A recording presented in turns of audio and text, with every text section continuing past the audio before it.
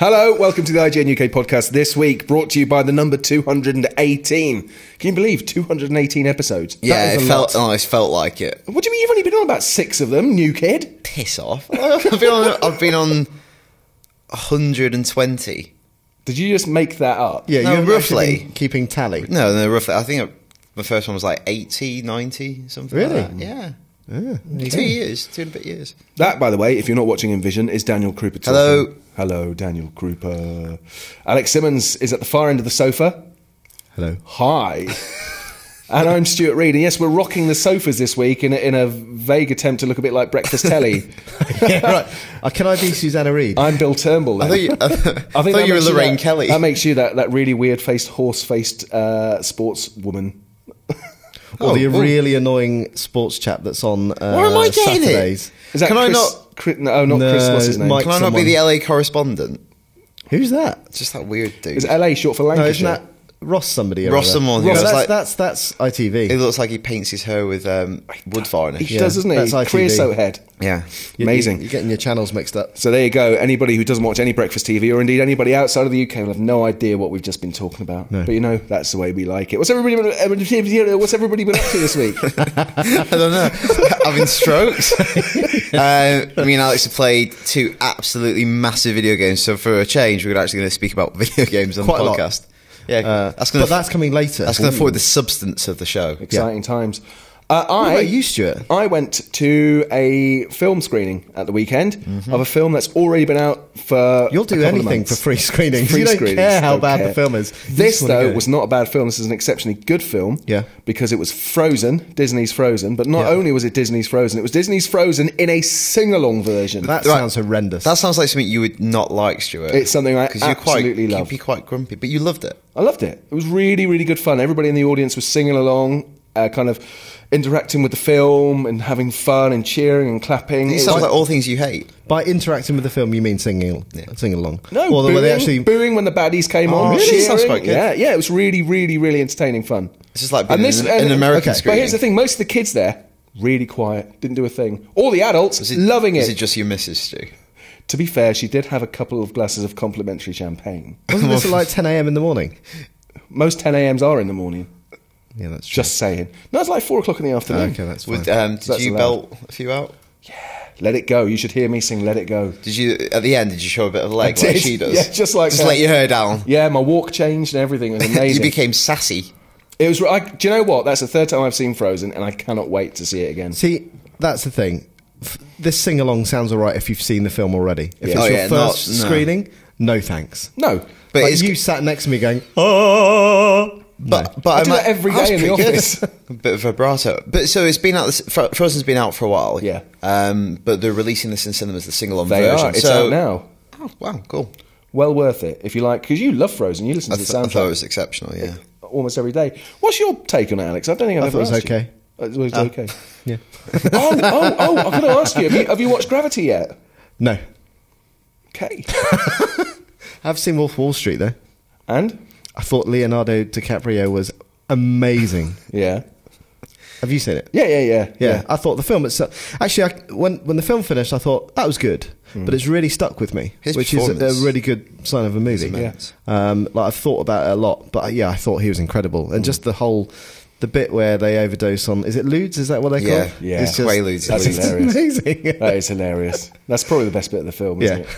And all the naked I like the women. Father Ted gag with the car. Yeah. And he tries back, it's fine, and later on. So yeah, I thought it wasn't quite what I was expecting. It's much more of a black comedy than I thought it was totally, going to be, and I definitely think I'd like to start addressing The Office in the way that he does every A morning. little now. mic. A little motivational Like speech. strutting around and just watching you all, getting up to what they did. What, snorting loads of drugs and having sex? Yeah, Those halcyon days are behind us. Halcyon, I see what you did there. Let's carry on with the news. And News. first news this week is all about one of them casual games that's turned out not to be quite so casual because apparently loads of people this has have all become happened in the addicted last to it. week. Yeah. 3 weeks ago, 4 people in the universe had heard of Flappy Birds. Today, everybody, even my mum, probably knows what Flappy Bird is, and she doesn't even have a phone. but she can't download it. No, well, actually, she's got an Android phone, so she could. Oh. But there you go. So it's still Flappy on Bird. Android then. Well, you can see the good thing about Android. I'll come to that in a minute. Oh, God, the good thing about Android. Yeah. Let's Flappy Bird Is it open source? Let's try and skip that when he gets around to it. Is it right? Dong Nguyen is the name of the guy who released this Something game. like that. Yeah. Vietnamese chap. Poor bugger, only making like $30,000 a day off this game. Well, he wasn't 2 weeks ago. He was probably making nothing. And then suddenly it exploded. Yeah, not literally exploded, Yeah. because he'd face a few lawsuits. Yeah. But this game suddenly went stratospheric. Loads of people allegedly became addicted to it. And Apparently, couldn't it's a stop turning playing. point in its popularity. PewDiePie played it on a certain day, and then after that, it went exponential. Right, there you go. PewDiePie and his 22 million followers. It's almost as many as this podcast. Yep. Yeah. So he's withdrawn the game, is the long and short of it. But there was also lots of kind of like outcry that it was ripping off assets from Mario Brothers, etc., etc., etc. Yeah, there's the whole green pipe business, because quite a lot of the game is made up with these green And pipes, what's which his- do look very familiar. What's his take on it? His explanation is that he thinks the game is an addictive. He created it as like a pastime, a way to lose a few minutes, but people are losing their lives to it. So It's a force for evil. Yeah. So he's basically he's nixed it. He said, no, enough is enough. He's very much the Oppenheimer of app stores. There you go. There you go. Highbrow. It's very good, that. So there you go. Normally we're just monobrow. But the thing is, he has kind of managed to put it back in the bottle, whereas Oppenheimer really didn't, did he? I don't think he got it from a bottle. So the game was available and now it's not. He's pulled it from all the app stores. He's probably still making a ton of money on ads being served. Yeah, into because all the games that are out there. Of course. And then there's some phone handsets going on eBay for stupid amounts of I money. can't believe that's actually happening. Because surely, like, if they're selling an iPhone, it's the iPhone that's bringing in a lot of the money. Yeah, but it's like thousands and thousands of pounds stroke Are dollars. some people actually really addicted to it?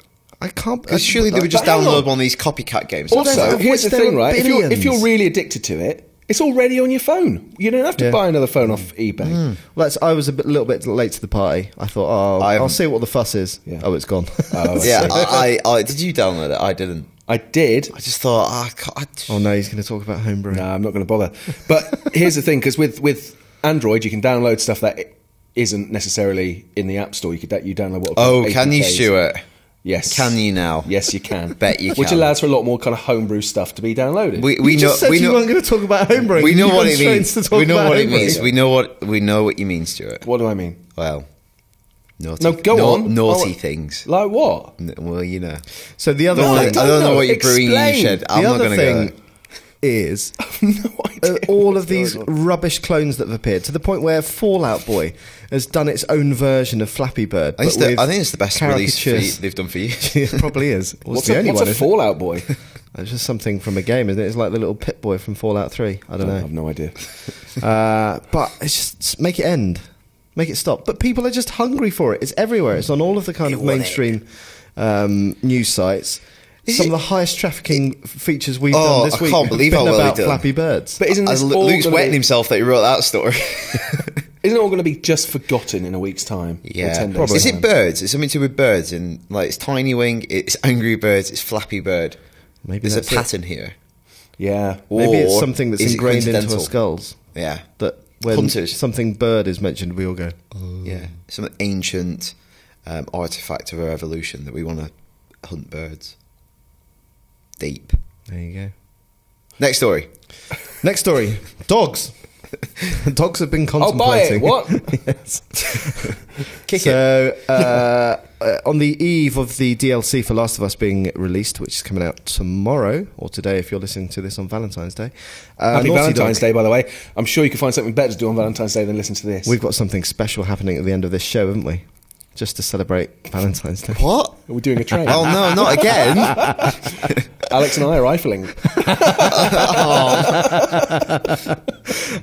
But, oh my God, what's the story? Yes, Naughty Dog is contemplating a sequel for The Last of Us, which is Just no like that. surprise, really, Yeah. because it sold a bucket load. It's been nominated for countless awards. It won BAFTAs this IGN, week. Yes. BAFTAs this It's up week. for 11 BAFTAs? something like that, a lot. More than GTA, isn't it? So Neil Druckmann, who is the chap who's in charge of Last of Us, said, we've been working on the game for 4 years.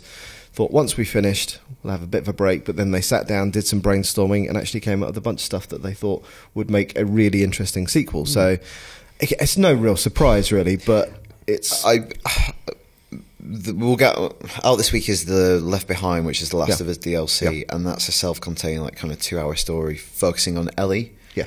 That kind of makes sense, I think. I think they were reluctant to even do that because they were worried about stretching out the narrative or undermining it. I imagine if they've come up with an idea, I'd like to think it wouldn't be about Joel and Ellie. No, that's I the think whole that's thing. the thing. There's a scope there to do another story, different part of the world even. Well, the world is really, really interesting, and that to me is like, I'd quite like to spend more time in that. But as you say, not just kind of, you know, the US or whatever. You could do. God, the but the thing is, massive. the world is interesting, but I think what makes the game is it's the emotional thread that goes through it. Yes. Yeah. And it's trying to find another one of those stories that isn't the father-daughter sort of thing, and finding something that works. Yeah.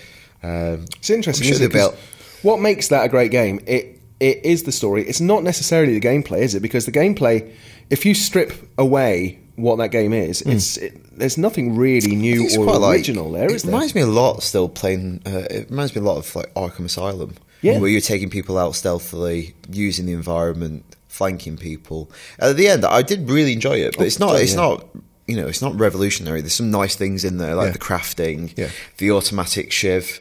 Like when you get pounced on by a clicker, you're automatically dead. Like situation. So there's clever things in there, but like you say, that's one aspect of it. But there are also moments in that game where it's genuinely terrifying when you kind of go into a new area and you hear all the noise and you know that you've got to get from point A to point B, but there are, I don't know, half a dozen clickers between you and that.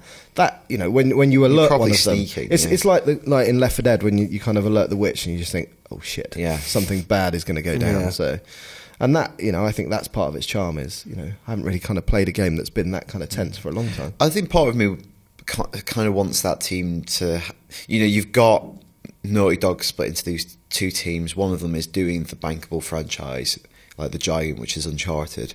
They're working on Uncharted 4 for PS4.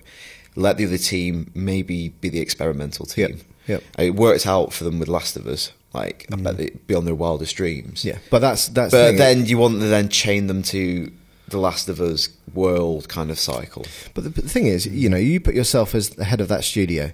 You could now have two very bankable franchises, or you could have one bankable and then one that, you know, you invest 4 years in, and Last of Us works out, but it might not. It's the difficulty. It's the amount of time it takes to make a game of that quality. Yeah. If you know, if we use parallels with Hollywood are drawn all the time with video games, and some rightly, some wrongly, but you can turn around a Hollywood film in a year. Yeah. Easily, you can do it. And whereas video games, like, it's Naughty hard. Dog You have is to do all 4 years. about high polish. That's what they do. Very, very high production games. So how do we think it's going to fare against GTA 5 and the BAFTAs? I think Last of Us has a lot of momentum, but GTA is British. Yeah. Yeah, well, that's it. They've got a British award in there this year. I actually think the revamped BAFTAs look quite interesting. You know, it's much more in line with what they're doing on the movie side, which it should be. Which is good. Yeah, totally. So the last story is we're going to the world of TV. Gotham is ploughing ahead quite rapidly. It's really building momentum, and they've cast the young Jim Gordon. Do you know who he is? Well, I read his name. I had no idea who he was. He's called Ben McKenzie. He's an American TV series called Southland, which I've never seen, but people maybe of my age would know him as Ryan from The OC. Right. Which I never watched, but it was like a big thing when I first went to uni and there was at college, like everyone watched The OC. And he is Jim Gordon. But you also, I was reading some stuff, apparently he voiced Batman in the animated movie of Batman Year One. Yeah, so he is. He has a connection of sorts. But what do you think about this whole stuff as like being a Batman fan, doing the Gotham? Are you going to watch it? Are you a bit worried it's going to be a bit naff? I got told off last week for using the word naff. Why? The word naff is just terrible. Why? Loads of people in comments went crazy at it on YouTube. Really? Yeah, I don't know whether it's too British a word. Or... Okay. Because there are a lot of comic books that focus around like Gotham PD and don't really have much Batman in. But really, I want Batman in my Batman, quite frankly. Yeah. Otherwise, it's just man. And Batman in this is going to be like a young Bruce Wayne. A child. I can't remember what age they said. Maybe they've confirmed Before it. But he's going to be or after the murder of his parents. It's going to be after, so they've cast British actor Sean Pertwee, who you might have seen in Equilibrium and Dog Soldiers, as Alfred. Yep. And he's going to be very protective of the young Bruce Wayne because his parents have just died. And it's very much that Alfred has ex-SAS Marine. SAS Marine, and he's like real badass. Right. So I imagine he's going to get involved in the action quite frequently. Yeah. And they've also cast some of the villains. This guy called Robin Lord Taylor, who will be playing Oswald Cobblepot, aka the Penguin. Mm-hmm. He does look like he looks like a pale fish. So kind of appropriate. I think it says that on his IMDb profile, doesn't it? It's like looks of a pale and fish. I think he was briefly in The Walking Dead, but I don't really recognise him. So I don't know. So the other thing is, I've only seen a couple of episodes, but I quite enjoyed Marvel Agents of S.H.I.E.L.D. Yeah, even though there are no big kind of superheroes in there. It's quite light fare, and I think there's been a lot of criticism of it, because it is that structure. It comes down to how good the writing is, as always. Yeah. Buffy did the kind of monster of the week formula quite a lot, but because the monsters and the plots and the characters were so wittily written, it was fine. It was quite amusing to get another monster every week. But if the writing sags, it's like, oh, this is so clunky doing a monster of the week. Yeah. And that's what happened with something like Smallville. It happened for periods of the X-Files as well. Yeah, because there were some, and that's what Gotham could be. It's like that were amazing. Yeah. But God, yeah. I'd like to go back and watch X-Files, actually. So, yeah, again, I think for the time being, jury's a bit out, but I'm intrigued. I'm definitely going to watch the first season. Yeah. As always, let us know what you think of casting news like this. IGN_UK feedback at IGN.com. So a couple of big games out this week then, or well, not out this week, but you've been playing a couple of big games that are out soon. Well, Titanfall, the beta does go live this weekend. Fingers crossed. On Valentine's? No, it's not on Valentine's. It was originally. It starts on Valentine's Day, but people will be we'll find out whether they've got an invite over the course of like the next 3-4 days, whatever. I haven't had my email yet. So what should we do first, Titanfall or Evolve? What do you want to talk about first? Let's talk about Titanfall first, because that's coming sooner. So Alex and I played it for 3 hours the other week, and again, like I was saying with Wolf of Wall Street, at the time I thought, this is good. But then the more I looked through all the footage, because we cut a load of video from it, the more I just thought, I really, really want to play this. Because we played it at Gamescom last year, and I think pretty much everyone from IGN who was there and played it kind of raved about it instantly. Like, this is amazing, and obviously there's hyperbole, and it's hard to like really have an accurate opinion based on 15 minutes. When 15 minutes is such a kind of adrenaline shot, it kind of skews your overall opinion. But playing it for 3 hours, it seemed quite familiar in some ways. Like there was a lot of stuff in there that's familiar to Call of Duty. But I think they've added so much that it makes it, for me, the way they've tailored the experience, more compelling for someone like me who's not that interested in Call of Duty or huge battlefield kind of situations. Because even though I'm not bad at Call of Duty, I'm okay. Like I'm decent enough. If I play online, I just feel so completely out of it. I feel like I'm not really contributing. I really don't affect whether we win or lose. Whereas Titanfall being 6v6, I always feel like I'm doing something. Yeah, exactly. You're much more part of a team, and I think also because we were talking about a video yesterday. You're running around as a pilot, but then you can also use your Titan as an AI backup. You effectively can be two people at times, and it's really smart. You're almost like buddies, aren't you? Because a lot of people are like, 6v6, our level's going to be really empty. But each team also has kind of bots assigned to them. They get grunts and things called spectres, which are a little bit more tough, harder to kill. So it kind of fleshes out the teams. So even if you're running around and it's hard to take down, if I was trying to take down you, I can maybe help my team by taking out 5 grunts. So I still feel like I'm contributing. So the levels definitely don't feel empty. Though we did have a few problems. Like I think you and I both found kind of free running parkour stuff a bit tricky to get to grips with. So I wonder whether, because that is a new element to the game. Obviously you've done it in things like Mirror's Edge or Assassin's Creed, but I instantly fell back into kind of playing it like Call of Duty.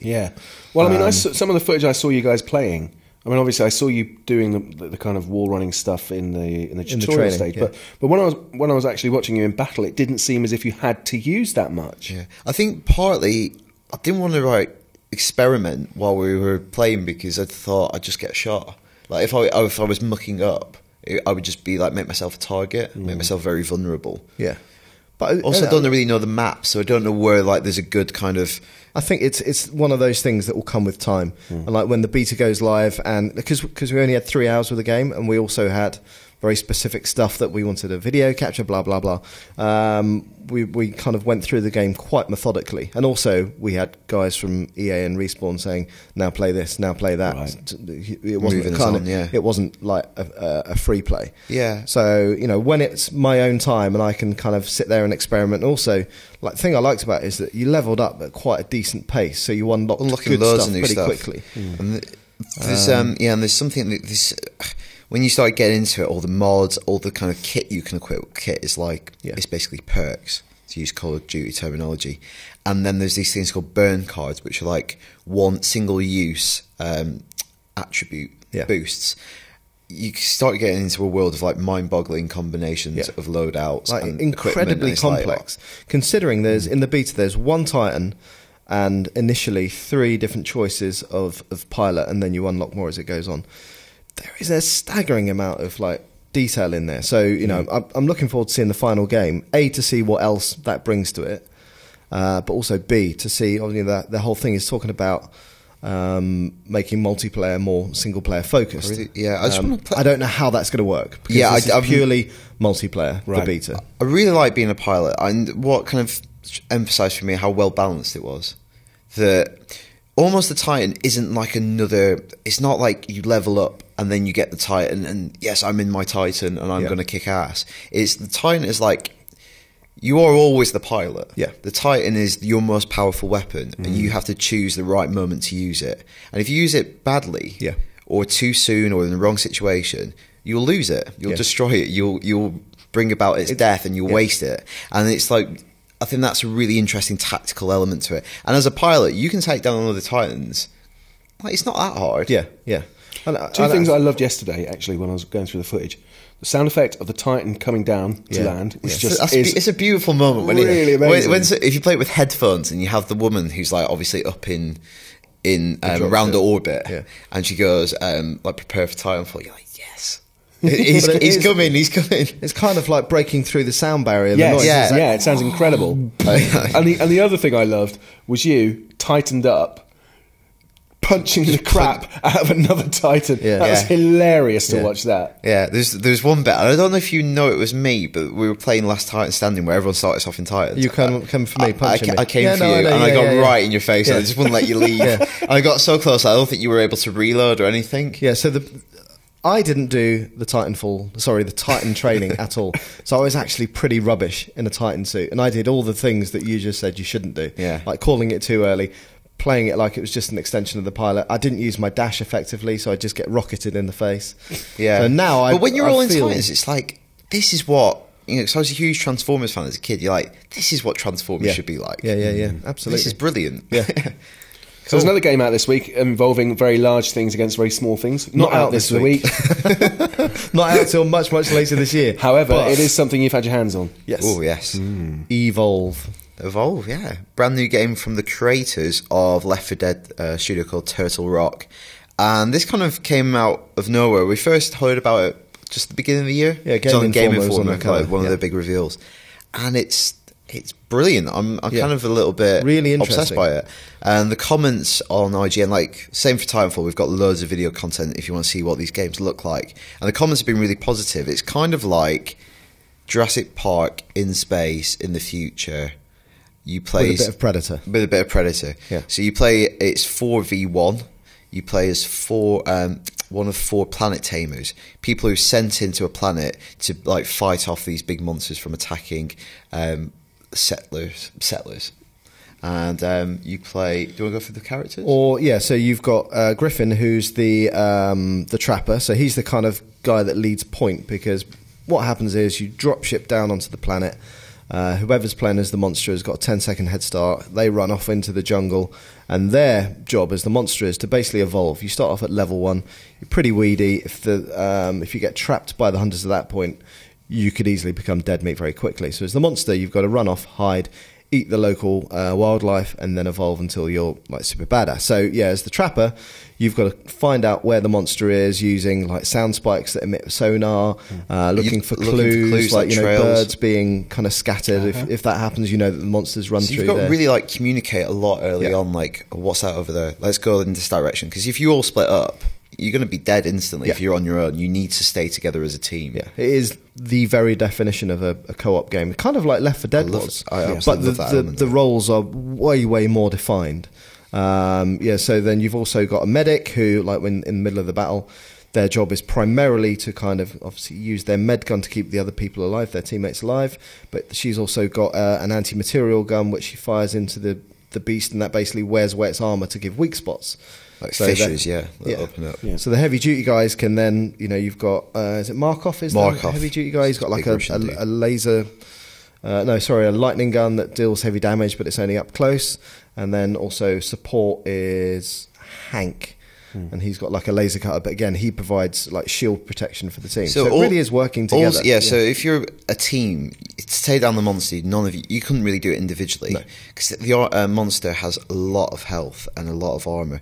You need to imagine like Griffin and Markov being really up close in its face, and then the other characters kind of like circling further out. So what you've got is this kind of weird bullfight. Yeah, everyone's circling around the monster and trying to keep it in one place to take it down. But you can also play as the monster, which is very different. You start off and you need to run away. You've got like a 10-second head start, and then the level was huge, really well designed, and you run away. Now there's lots of indigenous life forms, from like little docile creatures that kind of flock like deer, and then there's big creatures like these huge kind of gorilla sloth things. So as a monster, you need to go around killing creatures and eating them. If you kill a bigger creature, it might take longer, make more noise, leave yourself open for attack. But when you eat, you fill up like an evolution meter. When you fully fill that up, you can evolve to the next stage and you become way more badass. You can equip more abilities. So by the end, you've got much stronger, thicker armor. And you can throw rocks, you can breathe fire, you can slam the ground, and you can charge.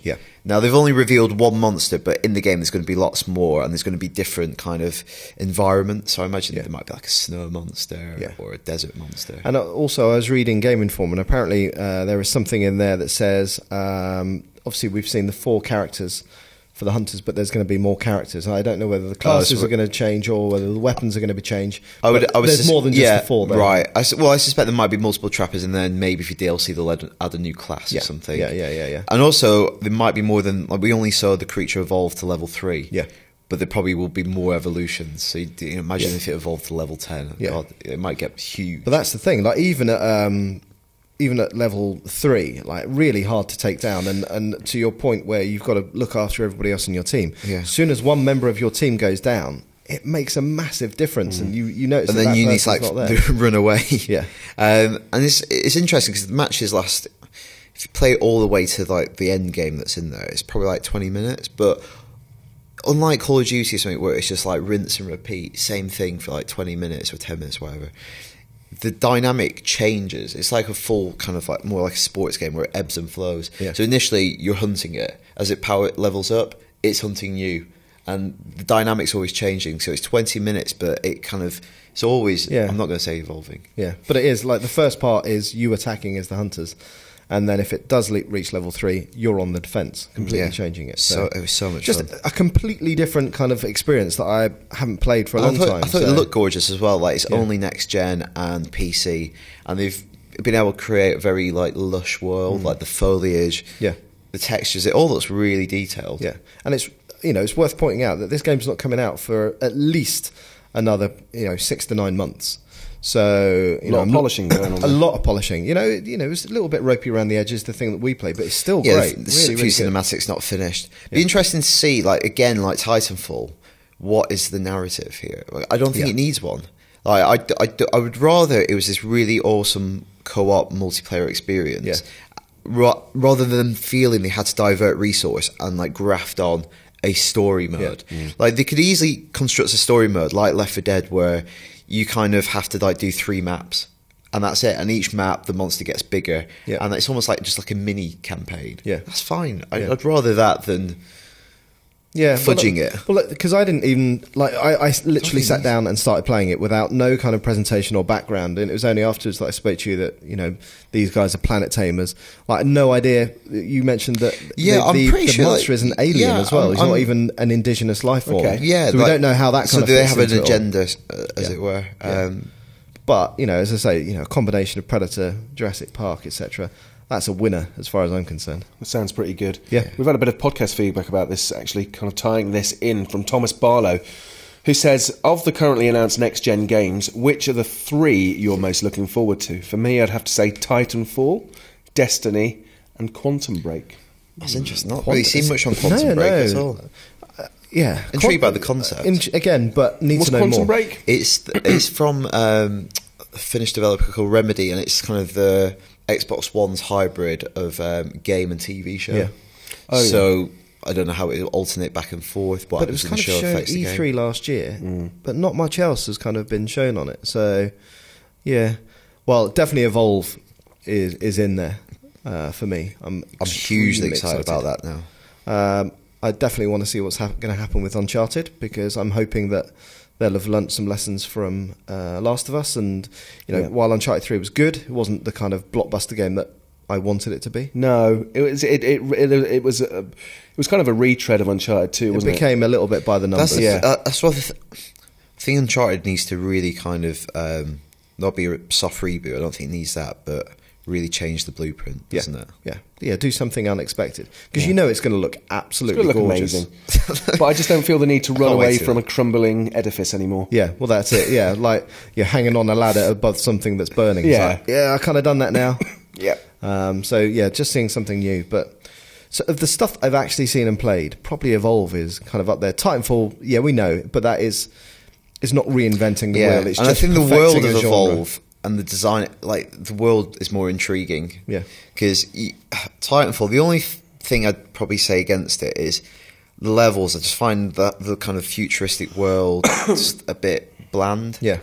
Like the titles themselves are cool, but the world, the levels just don't really. It's just it's another crumbling world that's been destroyed. Whereas Evolve, this like Pandora style planet to explore. Is really interesting. Yeah, there was definitely like a whiff of Avatar to it. Yeah, because there was that kind of bioluminescence, like everything, just like animals glowing, plants glowing. Yeah. Maybe that's why it's going to take another 9 months, because they've got to be careful that they can't get sued.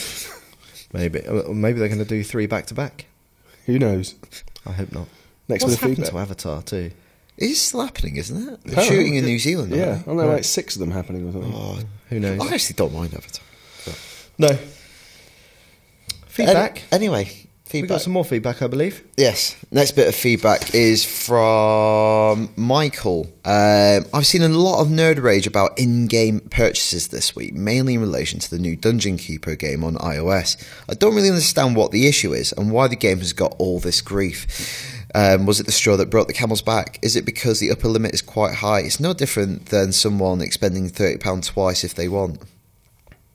Is this the Dungeon Keeper game that was released like a billion years ago on the old it was the Bullfrog. It was, yeah. So I think that's part of the problem right there, is that it's got a lot of love pedigree, from people who played it a long time ago. I used to play it when I was younger. We used to have a really, really crap PC, and you could barely play any video games. And Dungeon Keeper was kind of 3D at the time, and I used to be able to play it up until one point, and it would crash at the same point every time. Right. But because I liked playing it so much, I got to that point. That was how I played it. You just I just kept playing the beginning bit, and so I got to the bit where I could build a library and attract vampires, and they would just crash. I'd be like, I'll do that again then. Wow.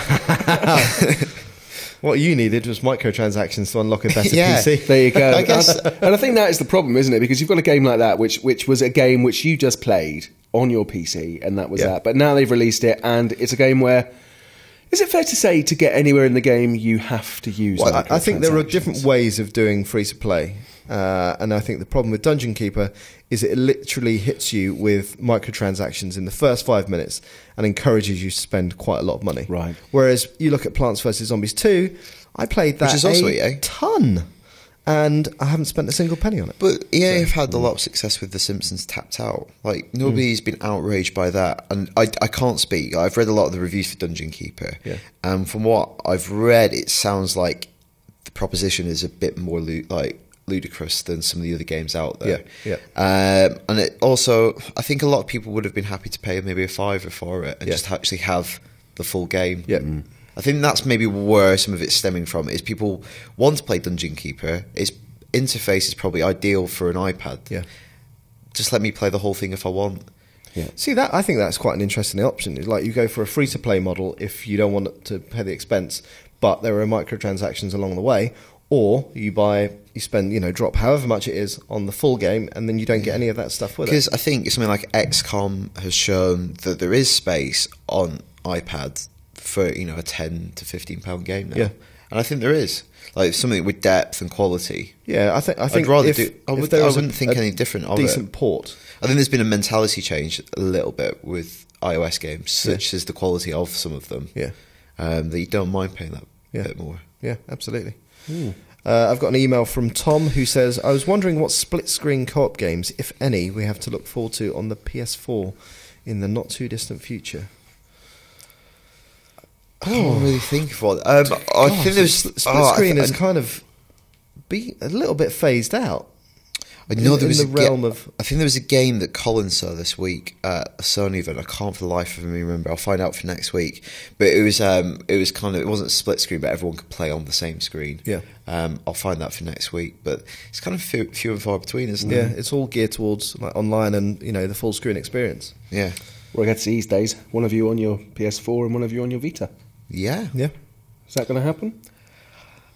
I guess they're embracing the Vita a lot more than ever before. Well, obviously there are some games for PS3 and Vita that you can both play online, like one of the Wipeouts. I can't remember which one. And also All Stars, the Battle. Yeah, Battle Royale. and so you can play both there, but it's still, having played remote play, it's a good option for a second screen. You still can't beat playing on a DualShock, sure, especially a DualShock 4. That is an advantage. He also says, have you all witnessed the next stage of Shia LaBeouf's breakdown? Do you think that's a little bit like Evolve? Like he's leveling up. But have you seen... He's done stage one. He was weak, and now he's level This week it's all about the paper bag over the head with I am not really underscoring the indisputable fact that he is a twat. Yeah. But now it is an art installation now. He's actually in an art gallery wearing this bloody thing. Is he trying to do like the Joaquin Phoenix thing now? Where it's almost like a double bluff. Oh, I don't know. I don't think he's smart enough to do a double bluff. I think he's got to stop digging, because that's all he's doing. He's just digging further and further. Just disappear for a year, let it go, and then come back. Or don't be normal. Bother coming back. Just be normal. Yeah, why bother coming back? He's not a very good actor. But that's the thing about Joaquin Phoenix. He was good. Yeah, so you don't mind him. But he has come back, though. Yeah. But that Joaquin Phoenix thing was all for a film. Thing, yeah. Yeah. Whereas I think which wasn't very good. Have you seen The Master? No. He is incredible in The Master. Have you seen it? Not yet, no. Have you seen The Master? No. I thought you'd be all over. I should be all over it, but I think everyone talks about at the time how great the performance of the late Philip Seymour Hoffman was in The Master, but I think Joaquin Phoenix is something else in that film. And of course his new film was out this week as well, Her. Yeah, Her. Which is about falling in love with Siri. Is it? Yeah. It's all about a man who falls in love with the voice on his phone. Right. Well, they don't call it Siri, of course. I was going to say, Siri doesn't work very well. You can't help who you fall in love with, Alex. I'm sorry, I do not understand. Some other good movies out this week, because apparently Her is brilliant. Yeah, that's what I've heard. I've not seen it. No. Lego Movie you've seen? But I have seen the Lego Movie. I think the Lego Movie is something a bit special. And I saw it at a screening a few weeks ago, and I did the review for the site. And you come out of a film sometimes, and you're like, that was really good, but do I like it? You have to trust in your own opinion. But I didn't expect it to be that. I didn't expect it to be that good. Yeah. And then all the reviews have come out, and it's got 99% fresh rating on Rotten Tomatoes. It's like universally acclaimed best movie of the year. Yeah. Wow, which I'm really happy about, because you could be really cynical about it, but it's from the guys who made Cloudy with a Chance of Meatballs, and it's really funny, it's bonkers, and it's also very, very sweet as well, which wasn't expected. It's like Toy Story gets to you. Yeah. And Cuban definitely Furry. go see that. Cuban Fury, I think Tilly's seen Cuban Fury, isn't he? Yeah, Is it not Cuban Furry? I thought it was about like hairy Latinas. That's a magazine you used to buy. There is a film called that. Go see that on Valentine's Day. He saw it. I think it falls flat. I think from reading his review, the romance between Nick Frost and Rashida Jones doesn't really work because there's no chemistry. And interestingly, even though I think this doesn't spoil the film for anyone, they get together. It's a romantic comedy. They don't kiss in the movie, and Chris thinks it's probably because they think it just wouldn't really look right. Right. Which is a bit Bit crap for Nick Frost. So they get together, but there's no actually... union. Right. There you go. Union. No money shop. No. Ooh. Speaking of Cuban fairies. Loads of famous people in the Monument Men. But apparently not very good. Oh, well. Do you see that in the Metro? On the Evening Standard, Boris having a go at George Clooney because George Clooney was saying, we should return the Elgin marbles. Right. And Boris just went completely off on Clooney. He goes, who does this Clooney think he is, wanting to adhere to a Hitlerian agenda? Because that's what Hitler wanted to do. He wanted to return them to Athens. So Clooney's no better than Hitler. Well, that's a leap of logic, isn't it? Boris has told you. Wow. I may be paraphrasing somewhat. And the big film for Alex and I out this week, Tinkerbell and the Pirate Fairy, which I think we both gave 2 big thumbs up to. I was going to say, out of all those movies, it's the only one I've seen. This is what happens when you have children. Yeah. I quite liked it. I quite disliked it. I know you did. There you go. Why do you hate your child so much? But on the games front, Stuart, lots of games coming out. Yeah. Titanfall beta we have mentioned already. If you haven't signed up for it, it's good if you're lonely this Valentine's Day. Like, everyone's got you covered. This is definitely targeted release day. Yes. Let's release that, the Lego Movie, and Left Behind DLC for Last of Us, which I haven't played. I might try and play it this afternoon. Yeah. I've know someone who has played it, and they say it's very special again. And they had several moments where they welled up, and one moment in which they cried in 2 hours. Wow. Who was that? Martin. Really? Yeah. He does cry a lot, though. He does. Bless. Final Fantasy 13, Luke Kamali returns. That's also out. That's also out this week. Unfortunately, we are not experts on Final Fantasy in this room. No. But I think we gave it a 7 on IGN, didn't we? Yes. Yeah. And finally, the Lego Movie video game, which we haven't played, which is never really a good sign. We've got a review now up on the site that our US colleagues did, and I think it's okay. And I think the problem with it is, like, the Lego games are so good, they're usually really high quality because they're allowed to kind of play and experiment around a license. Yeah. Whereas this, they've had to adhere to the beats of the movie. The movie's probably been in production for a long time, not finished until the last couple of months. So trying to build a game around the thing that isn't yet finished. So it's not maybe as interesting got all the characters as that are in the movie. So I think it's got Lego Batman. I think it's got Lego Batman and stuff, but I just don't think it has the depth or. It's going to suffer by comparison. Yeah, I think so. All right. There you go. But as you say, all the other Lego games have got an identity, whereas this is probably a mishmash. Yeah, and they've just had they probably didn't know what they were basing on it a lot of the time. So, movies and games out this week. Let us know what you think about any of the titles that are coming out, any of the titles that are going to be released way in the future. Your feedback, always welcome. IGN_UK feedback at IGN.com. Or Facebook and Twitter /IGN UK. Yeah, you can do that. Do that if you want. Yeah. And that's it. We've got tons to do today, so we're going to shoot off and get stuff done, and we'll see you for the next podcast next week. Bye.